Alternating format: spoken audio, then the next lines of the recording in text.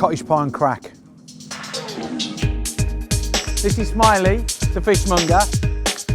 It is cottage pie on crack and it was worth the trip. It's amazing. Deglazed, baby! Woo! Cottage pie on crack. My cottage pie is the best ever in the history of the earth. Don't talk to me about your mums, don't talk to me about your nans. Uncle Food Buskers, cottage pie is the best on crack. Why? I'll tell you. The meat you put in your cottage pie is absolutely paramount. And most of the beef that hits the market is between 15 to 18 months old. Not this fella. I got this off my mate Ben. I'll put a link to his farm in the description box below. This is 10 years old. It's had a great life, and 10 years equals 10 years more flavour.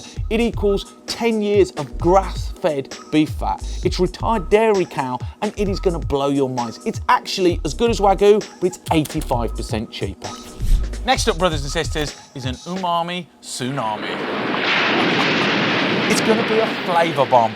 I'm using mushrooms that are dried to create the stock. I'm putting Worcestershire sauce in there and soy sauce. It's got mushroom ketchup, and believe it or not, I'm putting seaweed in there because it's gonna... Oh, now listen, I know. These ingredients aren't traditionally in there. This is not a traditional cottage pie, but listen, brothers and sisters, it still is the best cottage pie. It is on crack, trust me. Ooh. Right, there's a lot to get through, so follow me. Rapeseed oil into a hot pan, and then we start browning off the meat. Now remember what I've taught you about frying off meat in a pan. You don't want it layered on top of each other, right? You need to have gaps so it's browning, not steaming. So we're going to do this first couple of stages in batches. It's so cold in here, the steam is ridiculous. First batch is done, let's get it out and get the second one in. Now, you'll notice that I haven't seasoned at this point, and I don't want to because the other ingredients that I'm putting in are quite high in salt content, so you have to watch how much seasoning, particularly salt, that you put in. So just hold back at this point. You see all that caught on the pan? That is mega flavour. We've got to get that off and in to the rest of the mince. To get that flavour off, I'm going to use onions and carrots, but I'm not going to dice them, I'm going to grate them. And the difference is that they will completely obliterate into the sauce, into the stock, into the meat, and it will just make it super tasty. Before I do that, I've just got some hot water here. I'm going to pour that into my dried mushrooms because they need about 10 minutes to rehydrate and bleed all that flavour to create a mushroom stock. Let's crack on. I'm just going to chop through 1 or 2 chops just to make sure that it's all nice and small, and then just get it straight into your pan. Now, for those of you that are not from the UK, you might be thinking, what the hell is a cottage pie? You may have heard of it, you may have heard of a shepherd's pie. What's the difference? Well, cottage pie and shepherd's pie are pies topped with potato. And the cottage pie preceded the shepherd's pie by about 100 years. Cottage pie is only ever made with beef mince. Shepherd's pie is only ever made with lamb mince. And the cottage pie was named the cottage pie because it was made by people who ate it in cottages. Really creative back then, weren't they? Now, as you can see, the onion and the carrot has done its job by cleaning that pan and getting all that flavour off the pan and back into the dish. I'm going to put some garlic in there, about 3 or 4 cloves, and then a good tablespoon of tomato puree. Cook those ingredients through for a good 1.5 to 2 minutes. A big mistake that people make with tomato puree all the time is that they don't cook it out, and so there's this like acidic, horrible, acrid tomato flavour that can be present in your dish. Cook it out. Now I've got a bunch of thyme, I'm just going to drop that in, and I've got these mushrooms, and I'm just going to thickly slice them, that sort of size that you're looking for. Let's do that lot and get them in. Right, time to deglaze the pan. I'm going to use half a bottle of Merlot, and Malbec would work really well. Get the whole thing in.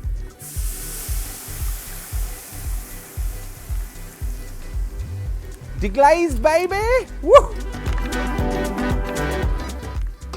Okay, so that red wine goes in there. Give the pan a good scrub. Again, you're collecting all the ingredients that may have caught on the bottom, bringing it together. You want to reduce that by half. And then we're going to put some beef stock in there, and we're going to put the mince back in. And then it's getting there, baby.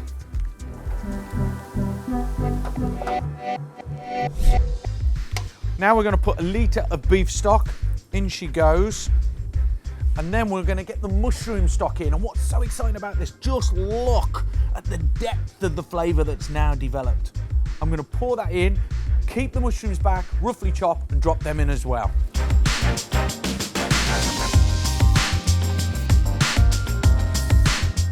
That's mega as it is, right? But now we're going to get the tsunami in there. So we want 100 grams of pasatta. Then you want a good 5 tablespoons of ketchup. This is where it starts really kicking off. We want the Worcestershire sauce. In she goes. 3 or 4 really good glugs. The mushroom ketchup, oh, so good. Again, you're looking at 4 or 5 tablespoons. We're getting the soy sauce in now. And don't forget a good glug of Tabasco sauce.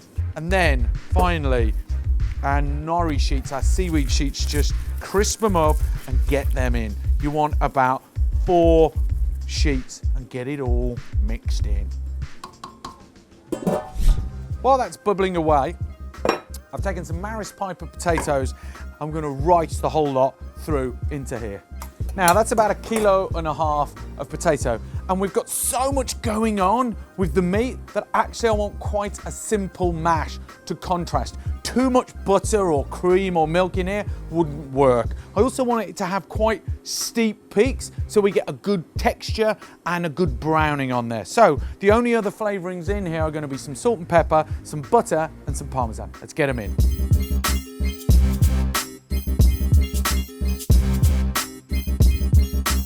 Now that's perfect, and it's just got a hint of Parmesan in there. It's got that richness of the butter. It's the perfect foil to sit on top of the absolute naughtiness of the meat. These 2 guys are nearly ready. Let's check on how our meat's doing. You know, it's got a real sheen. You could have that so many different ways. Let's taste it and check the seasoning. Okay, come on. What are you saying to me, baby?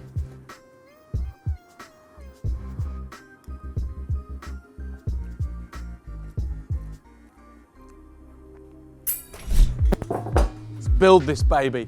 So let's ladle the mixture into an earthenware dish. I've piled it quite high in the dish. Now it's time to get the mash on. Now, there's lots of different ways to put your mash on. So I just put it in lots of different dollops. Then I go across the mash, and with the back of a spoon, I'm creating big dimples in the mash. And that means that lower down, it won't caramelize. At the top, it will brown nicely. And you get that gnarly effect, which brings flavor, but it also brings texture into the party. So just go across, number 1. Number 2, I've got a basic egg wash, and I'm just gonna lightly egg wash the top of the mash. It's gonna change your life. It is gonna change your life. That is bloody heavy. It is heavy, and it's gonna be delicious. A British classic taken to the next level in the oven at 170 for about 20 to 25 minutes until the top is golden brown and bubbling, bubbling, bubbling, bubbling, bubbling. Moment of truth. Are you ready? Are you ready? Let's go and have a look.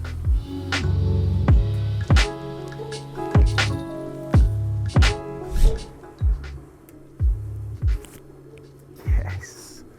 Look at that. It's got that crunchiness on the top. You've got the different contrast. It's bubbling away. I can't wait to serve this up. Let's have a look inside.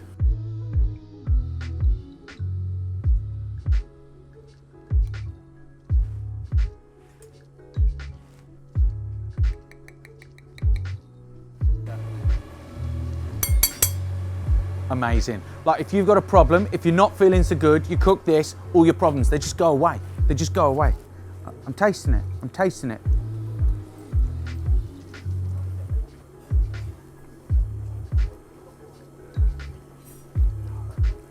Mate. Oh, bloody hell. All that extra loving that went in, now it really delivers. That is bloody delicious. Listen, this is cottage pie you wouldn't charge too much for it. I'm gonna say £8. I did swear then. Now, there's some Busketeers turned up, so let's get ready to serve them. Okay, right, I've kept it nice and warm in the oven.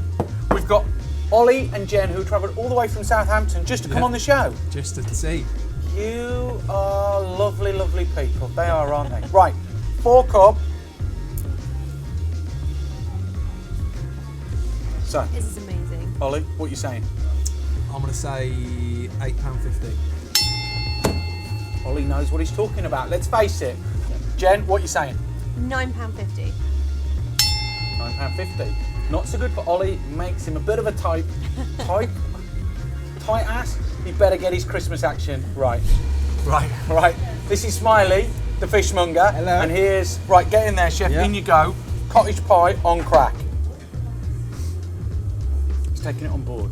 He's thinking about it. The smiles are on hold just for the moment while he investigates. That's so nice. It's Come lovely. Everything, all the flavour, everything is in there. It's really very good? Nice, very good. What would you pay for a full portion? For a full portion, I pay like 12 quid. Come on! Right, brother, bring it in. Come 12 on. quid. Cottage pie and crack, 3-0. Oh, you've got to try it. Now, the final tip that I need to share with you is cook it the day before. Let it sit in the fridge, just like a lasagna, and the taste will blow you away.